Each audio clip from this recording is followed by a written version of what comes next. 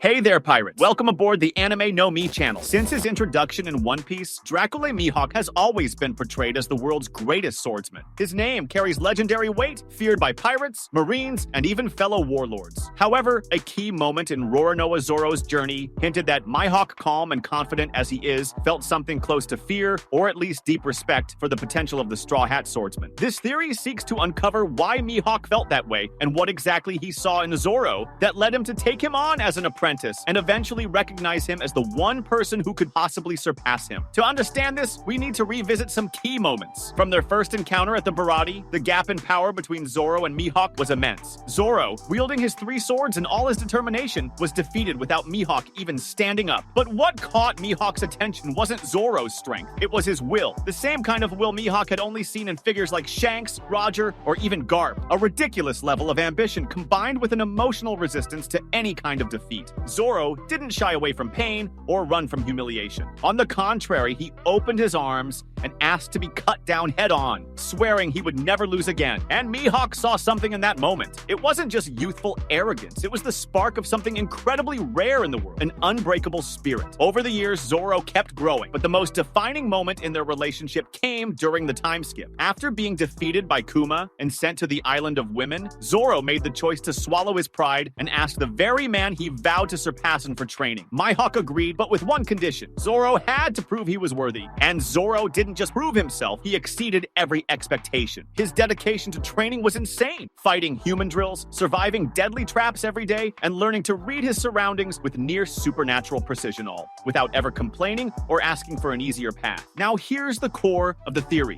Mihawk agreed to train Zoro because for the first time since claiming the title of world's greatest swordsman, he saw in someone not just the possibility of rivalry, but a real threat. That might seem contradictory, considering Mihawk's always calm demeanor and rarely shown emotions. But careful readers have noticed something. His language shifts when talking about Zoro. He never underestimates him, ever. In fact, when Zoro refuses to fight the human drills using weapons that aren't his own, Mihawk doesn't mock him. He watches. When Zoro begins to grasp more refined Haki techniques, Mihawk observes silently, analyzing every detail. And there's one moment that's easy to miss. The look Mihawk gives when Zoro slices a ship in half with a single swing during training. It's not a look of a proud teacher, it's a look of caution. So what did Mihawk see? The answer might lie in Conqueror's Haki. Even before Zoro fully manifested this Haki in Wano, many fans theorized he had it. But when Zoro used advanced Conqueror's Haki in his fight against King, it confirmed not only that he possessed it, but that his mastery was on a legendary level. Zoro was able to coat his blades in this rare Haki, something only the greatest swordsmen like Roger, Shanks, and Odin had done. That changes everything. Mihawk, being a master of both swordsmanship and Haki, likely sensed this dormant ability early on. Even if Zoro didn't know it by name or how to control it, his spirit roared loudly enough for Mihawk to notice. And this type of Haki can't be taught. It's innate. Only King's natural leaders, people born to stand at the top, can awaken it. So, imagine Mihawk's reaction. After reigning supreme for decades and defeating all challengers, he suddenly meets a young man who, even wounded and unarmed, has a spark reminiscent of Gold D. Roger. That would explain why Mihawk, despite his pride, chose to train Zoro. It wasn't out of kindness, it was instinct. The instinct of someone who knew that if he didn't train this boy, he'd still be surpassed anyway. But perhaps in a wild, uncontrolled way. There's another important detail. Mihawk is known for his sharp vision, symbolized by his hawk-like eyes. Oda doesn't use symbols by accident. Mihawk's eyes likely aren't just for aesthetics, he quite literally sees potential in others. He sees deeper than the surface. His eyes might detect latent Conqueror's Haki, or sense the aura of a warrior destined for greatness. When Mihawk first saw Zoro, he saw a reckless kid. But after years of watching and testing him,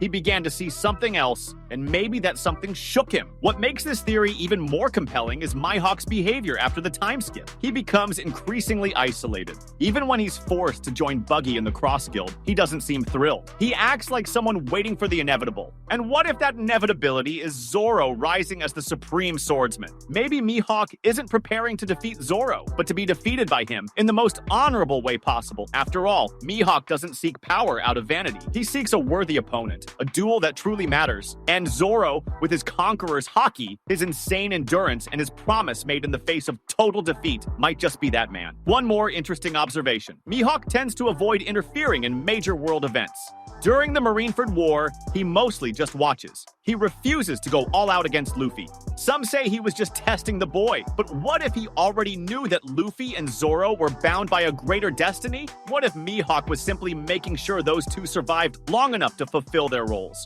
Mihawk, as the world's strongest swordsman, is not someone who's easily impressed. He's faced legendary opponents, clashed swords with Shanks at the height of his power, and has never shown surprise or fear in battle. And yet, throughout the One Piece saga, in subtle moments, it's clear that his relationship with Zoro goes beyond that of a mere master and student. There's a quiet respect that at times even seems to hint at a cautious kind of fear. And part 2 of this theory dives deeper into that. Why does Mihawk, the pirate hunter who became the greatest living swordsman, see something in Zoro that's as dangerous as it is inspiring? During the time skip training, Mihawk didn't just teach Zoro sword techniques. He allowed Zoro to live among the sword-wielding monkeys of Kuraigana Island, where he had to survive before even being deemed worthy of training. That alone shows that Mihawk saw brutal potential in Zoro, enough to risk his life as part of the lesson. But more than that, Mihawk saw an opportunity to test just how far Zoro's fighting spirit could go. And when he realized that not even complete defeat, humiliation at the hands of Kuma, or having to beg his greatest rival for help broke Zoro's will, Mihawk saw that there was something much deeper in that young man. And what would catch Mihawk's attention more than the Conqueror's Haki that Zoro has already shown signs of? A power Mihawk likely doesn't possess. This ability, which sets kings apart from ordinary warriors, was something Mihawk probably sensed during their training. Maybe not in full force, but enough to make him realize Zoro also carries the Haki of a king, something many believed was exclusive to Luffy within the crew. And for Mihawk, who has dueled Shanks countless times, it would be impossible not to recognize what that means. He's not just training any swordsman, he's shaping someone who might one day surpass him. Someone with the same intimidating presence, the same hunger to win, the same ambition to reach the top, and more importantly, someone who carries all that with honor and unwavering resolve. But the strongest evidence for this theory lies in how coldly Mihawk observed Zoro's growth after the time skip. He didn't try to interfere, didn't ask to see his progress, didn't even express interest in meeting him again, because he knows that meeting will come naturally. Mihawk isn't a villain, but he's also not someone who wants to lose his title,